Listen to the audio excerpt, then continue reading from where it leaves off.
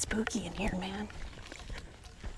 Thank you for watching Local Knowledge with myself, Chessie Ricca. Today we're going to focus more on the Jupiter-Indiantown grade and whether or not you can even bike or hike the entire length of that grade.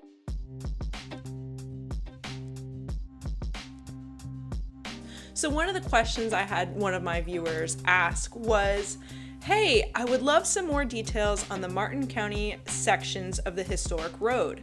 I rode my gravel bike from Riverbend to Indiantown once, but got to a section that was very confusing with a lot of private property signs and gates, creating a bit of a maze.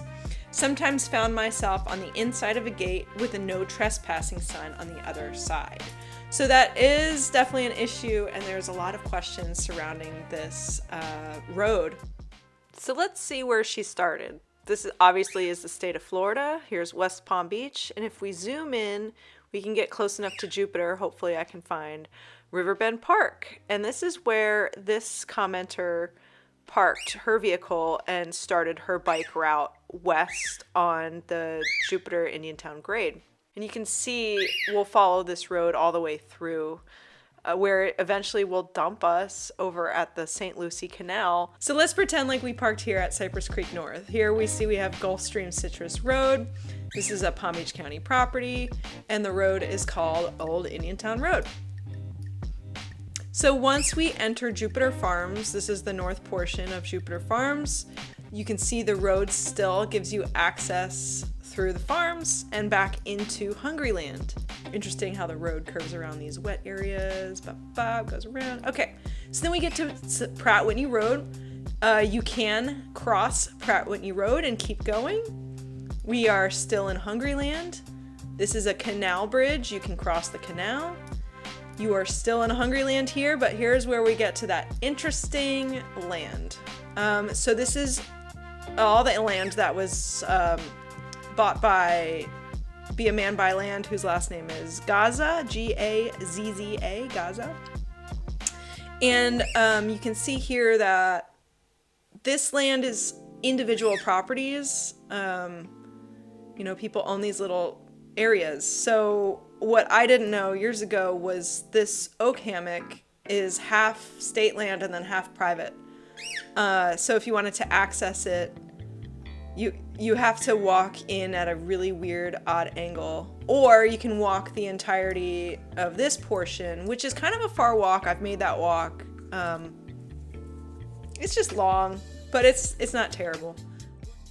I realized while filming this video that the best way to do it would be to come out to Hungryland myself and to hike it and to see what the gate looks like, because it's been a couple years and I don't know what's going on. So I ended up coming out here to Hungryland. I parked my car at the grade and I'm going to make the walk 1.5 miles to the private property gate in the corner of Hungryland. So this is where I parked. We're in Hungryland, and this is the northwest section of the old grade. It's 1.5 mile walk.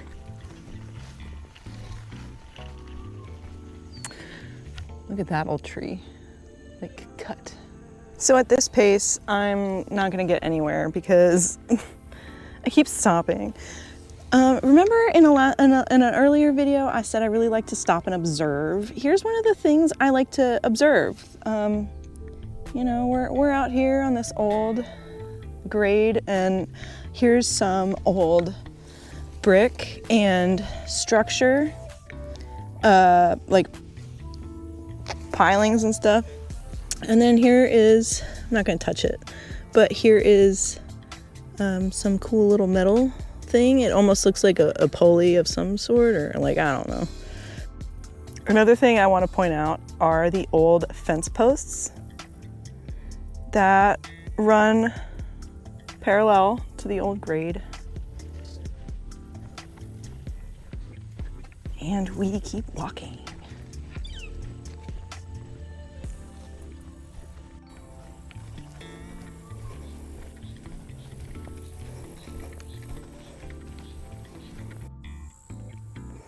I stopped here. We're about halfway through the 1.5 miles one way, because there's a perfect trail going this way, and I had to look on the map, and sure as shit, yeah, There's a trail that cuts through a flag pond up ahead, but you can barely see these pine trees here form a perfect diagonal, making it look like just like a road. It's crazy. But anyway, that's not our road, this is.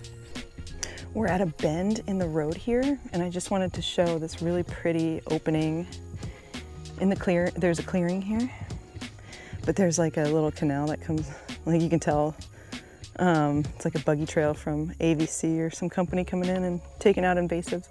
But the road here, it goes and curves around, and you can kind of see the tree line, how it curves to the left a little bit. We're gonna keep going this way though.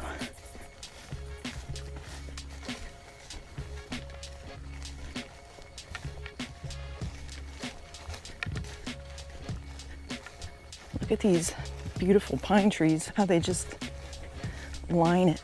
They just line the trail. So we're actually looking for an oak hammock. And I know we've pointed that out before on the previous episode. There's a really pretty rectangular oak hammock that's half public land and half be a man buy land property. So half public, half private. And there's like no, ooh, look at this rock. There's no property lines that I'm aware of in there. It's been a couple of years since I've been back there. We seem to be at a 3.5-way cross. We got a long, beautiful road this way, north. Bad mosquitoes and a shitty trail south. Bugs are kind of bad in here. We're starting to get into some oaks though. And the clouds are keeping me happy. And we're coming up on farm fields. You can tell that, ooh, look at that fence post. Now we're into that area where you meet the old landowners and the new landowners. A lot of these old timers, these old families have had cattle and citrus on this land for many decades. And I understand there's a gate right there for access. I mean, not for us, but for the property owners. That's probably one of their access gates to this road. There's some metal. It looks like new metal, but not the genre of music, although I do enjoy new metal. Look at this crossover. Ooh.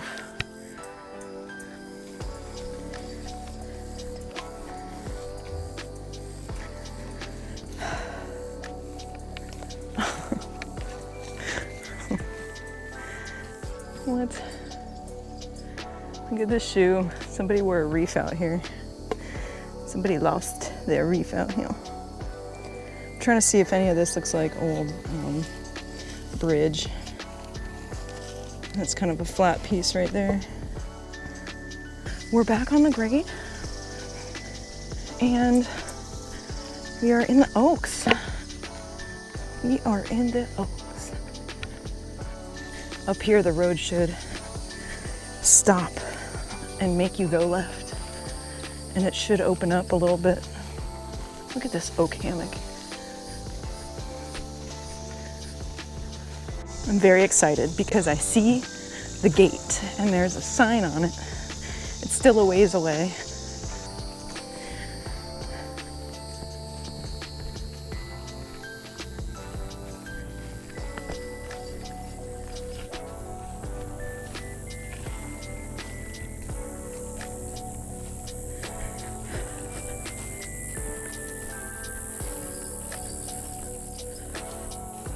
Here's that gate, and it makes you turn left. We're in the corner of Hungryland right now. Here's the other side, and they actually have gates up. Private property, private drive, keep out, violators will be prosecuted. So even though this is supposed to be like a public access, obviously we know this is private property, yes.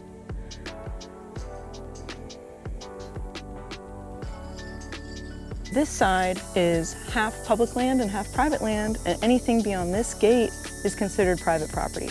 According to the signage here, it's considered a private drive. We have a private property sign over here. This is all cattle pasture to my north. And to my northwest, this is west-northwest. I can't go any further. So this is where our hike ends.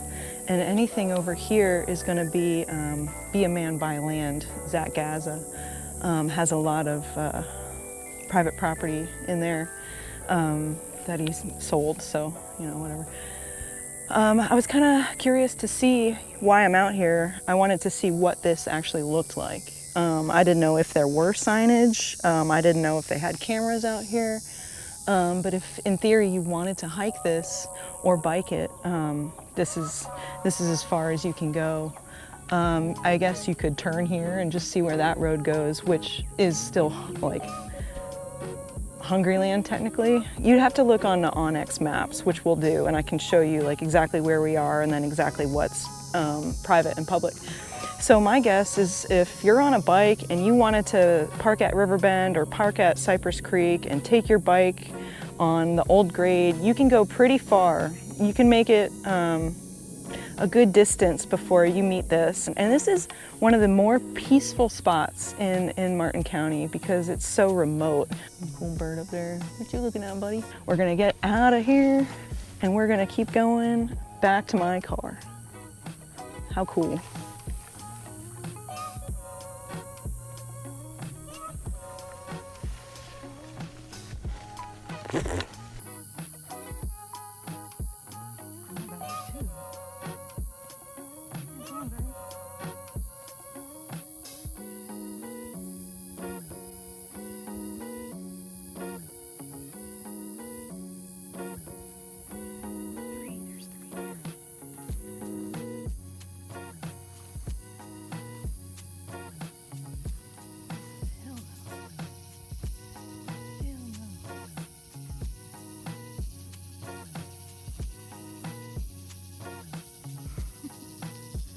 You ever see the video of Luke Bryan when he was bow hunting for deer? He was like in the tree stand with some other guy filming. Is he down? Is he down? I wish I saw a buck, because then I could pretend to shoot it and go, is he down? Check out this black racer. Hi, buddy. Sitting on some trash. Don't worry, buddy. I need you.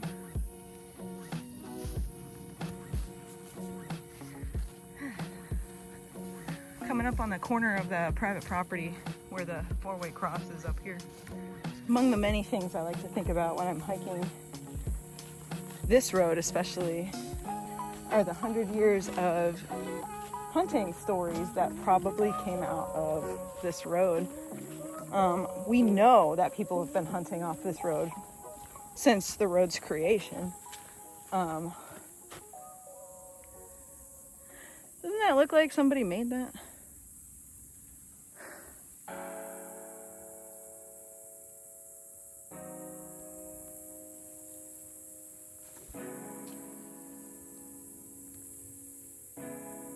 Blair Witch Project. My car's up here. Right now we've been focusing on the history of this old grade here because it's over 100 years old and there's so much history that took place within those decades. So I kind of want to focus on those decades and study this history because this history is the history that seeps into Palm Beach County and Martin County's history. This place is fascinating, and as you're walking it, you can almost feel the history. You can feel how old this road is.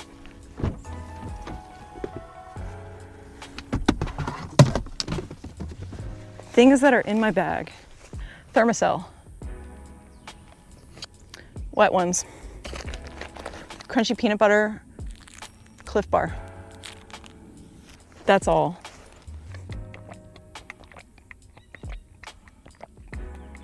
I can sit at my computer all day for a long period of time and study this area. I wanted to come out here so that I could gain a better understanding of the areas I'm researching. Even though I've hiked it many times in my past, the motivations were always different. There's no better place to come out than Hungryland. It's a story in and of itself how Hungryland got its name, and that's actually a really good idea for another episode. The story of Hungryland and the woman of Hungryland And that's a story that's been passed down by the Seminoles. So using the Onyx Hunt desktop on my computer, I can show you that, where I parked and walked in here, and I kept going all the way until we got to that four-way cross. And if we zoom in here, we can see that it is kind of a four-way cross. There's a buggy trail coming out of the south end of it, but this is private property to the north, this cow pasture here to the north. And as we push a little bit further west-northwest, we get into that oak area. This is where the gate was. And this is that wetland area. And then we have the oaks. And it's a perfect rectangle. And I don't understand who put this in here because it's obviously man-made. It's a rectangle. But the beauty of OnX is that it shows private property. And in here, this is where we couldn't go any further. It's owned by a person. We're not going to name their name, but South Florida Water Management District also owns a lot of land in here as well.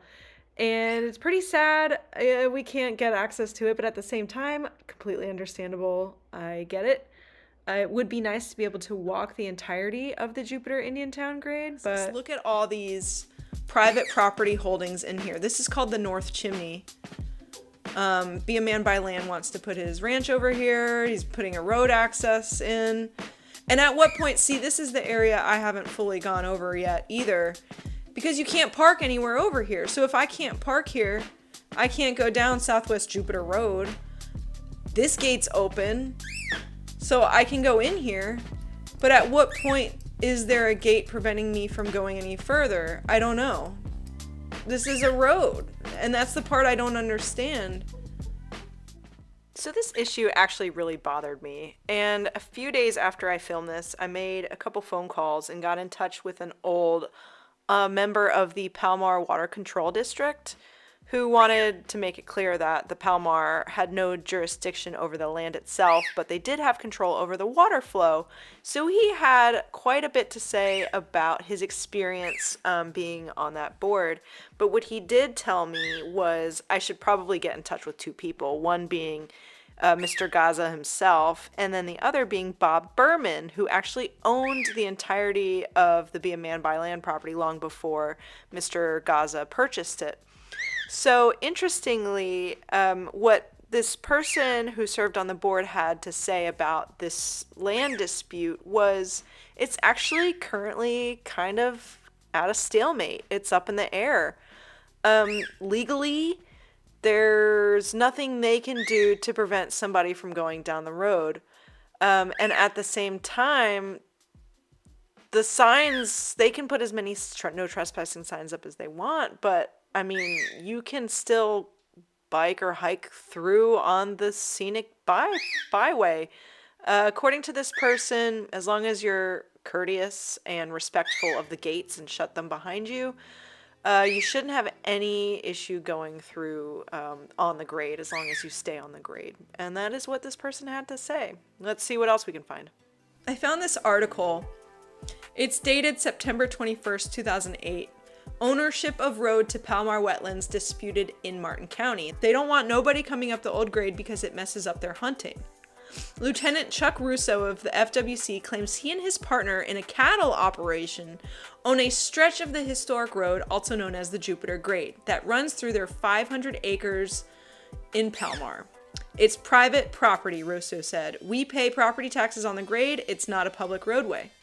Martin County officials insist the county owns the old Jupiter-Indiantown Road, which the state has designated as a Florida Heritage Landmark, as well as part of the Florida Greenways and Trail System. But county officials don't want people like Vandiver driving up the 13-mile unpaved road either. The conflict over public access to the old Jupiter-Indiantown Road is the latest controversy involving the Palomar wetlands. This land has been the subject of disputes and lawsuits for 4 decades with no end in sight. Preserving the Palomar wetlands is important because they help recharge the superficial aquifer that contributes to the drinking water supply. The wetlands also provide fresh water to the Loxahatchee River, where thousands of people fish, boat swim, and sightsee. It was built in 1899 and closed in the late 1950s when it was replaced by state highways. I think in my research, State Road 29 went further south. Like they redesignated it like Alligator Alley or something like that.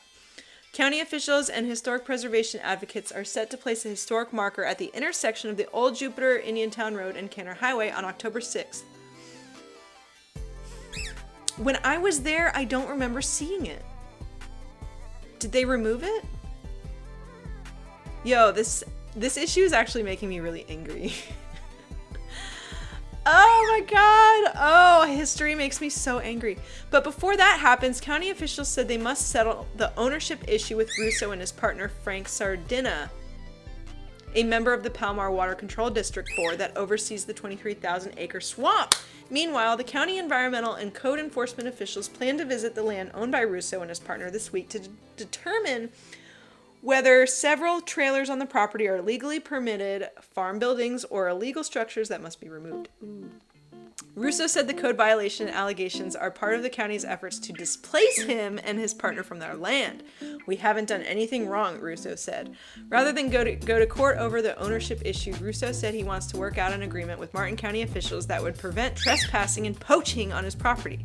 That goal is shared by Martin County Commissioner Michael DiTerlizzi, who also sits on the Palomar Water Control District Board, but DiTerlizzi said he did not know how long the process would take. Nothing happens overnight in Palomar, DiTerlizzi said. It takes decades. Palomar has been involved in lawsuits and litigation and controversy for decades. It is my hope that we can hurry up and buy these lands and take all the property owners out of their misery. What? Martin County and Palm Beach counties declare a scenic byway. Even in 1976, there were issues with this road. You can see in this image in the newspaper, there was a no trespassing sign on a gate even back then. So nearly 17 years later, here we have December 10th, 2024. This goes into the most recent land swap, and we'll check it out together here.